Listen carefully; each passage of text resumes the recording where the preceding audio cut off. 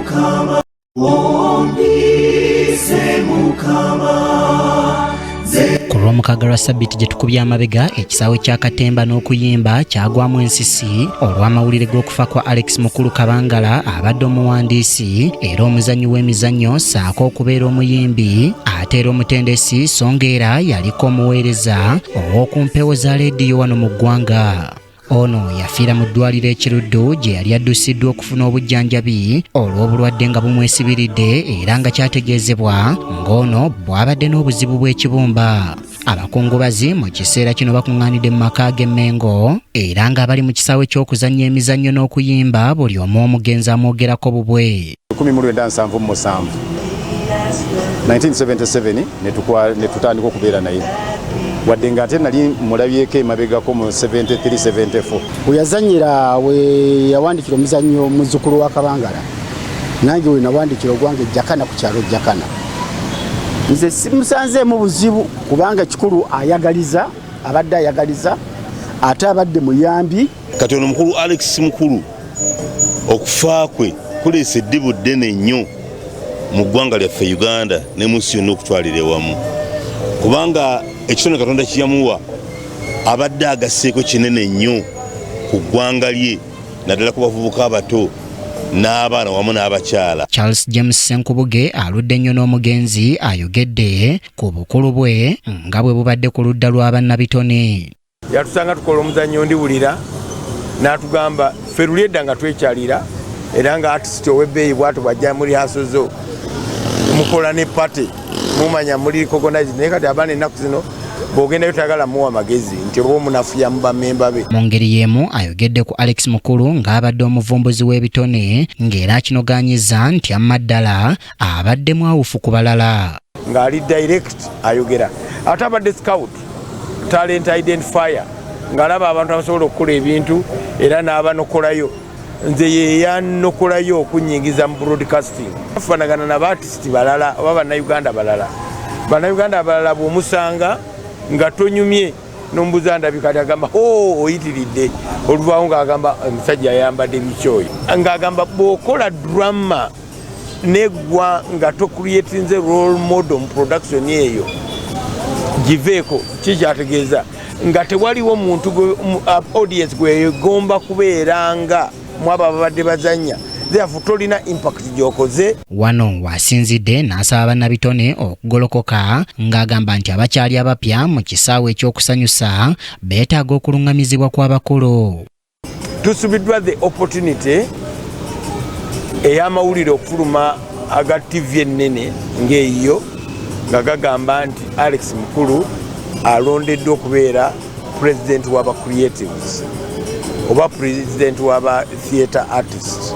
Abantu bandibadde bakozesa this chance ogamba abasajja baffe batandise okupaakinga bagenda tubakozeseeko waki ne bagamba nti bakole kubanga as we talk now buli artist ali wuwe yekka bagala kubeera mu buzinga bwabwe nga bakola ebyabwe byokka. Nakatemba Andrew Benon Kibuuka omu ku bali ku lukiiko olutegeka okuziika alambuludde ku nteekateeka nga bweri ng'olwenkya ategeezezza nti bategeka omubiri gw'omugenzi okugutwalako ku National Theatre bannabitone okumukubako eriiso evvannyuma ate olw'okunaku olwokusatu bamutwale ku kkanisa wajja okuggyibwa atwalibweko mu maka ge ng'ate olw'oluvannyuma aziikibwe ku lunaku olwokuna lwa Ssabbiiti eno. Kubiri tujja kubeera ku National Theatre. Tujja kubeera ku National Theatre okuva ku ssaawa 7 tusuubira bodo okutuuka ku ssaawa 8 tubeereyo okutuuka ku ssaawa 12 ate era tukomewo wano.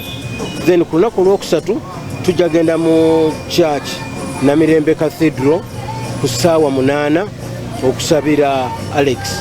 Then we tunavaayo bode lwejja okuleetebwa wano e Mengo mu maka ge era wajja okusula enkeera tugende tuziike muganda waffe mukwano gwaffe kitaffe. Bangi ku baludde n'omugenzi okuli John Rick Sebuliba bamwogeddeko ng'abadde omwawufu mu nkola ye y'emirimu ng'atakkiriza kujjula bitayidde.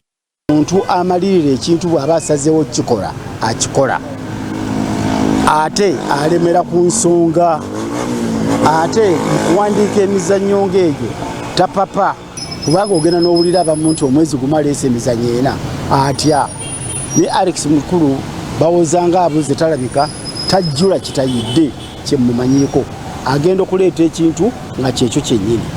N'omubaka wa Makindye East Ali Kasirye Nganda mu Lyanyama ategeezezza nti be bamu ku baakulira ku mulembe gwa Alex Mukulu ng'agamba nti baamuyigirako bingi okuli n'ekyokubeera simaati. Abamu kufa abavubuka ku mulembe gwabwe saagala gamba nti neewaana obwa smartness abamu twabulabiranga kwabo yenna amanyi nti kagenda asabe.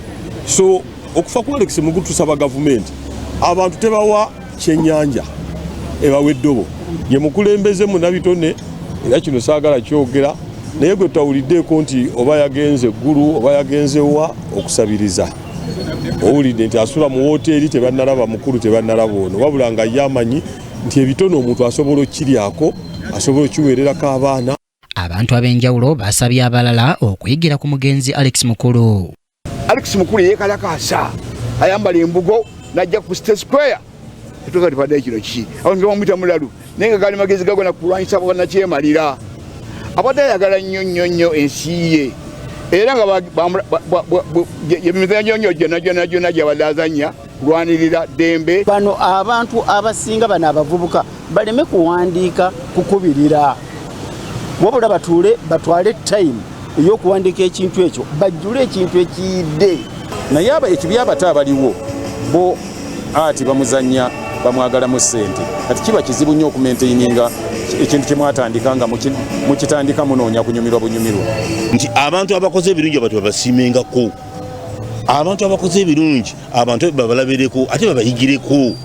Alex Mukulu yafiiridde ku myaka 72 egy'obukulu ng'alese omukululo gw'amaanyi mu kisaawe eky'okuzannya emizannyo n'okuyimba ng'egimu ku mizannyo gye mulimu 30 Years of Banana, muzzukulu wa Kabangala, Opera Bakisimba, Wounds of Africa n'emirala mingi nnyo so nga n'ennyimba ze mulimu bannakampala nga boogera, ab'e Namutumba wamu n'endala. Kitegerekese nga waakuziikibwa Kijabijo Gayaza ku lunaku olwokuna olwa Ssabbiiti eno. Kyambadde Shadrack Joshua, KTV Amalindire. Kampala,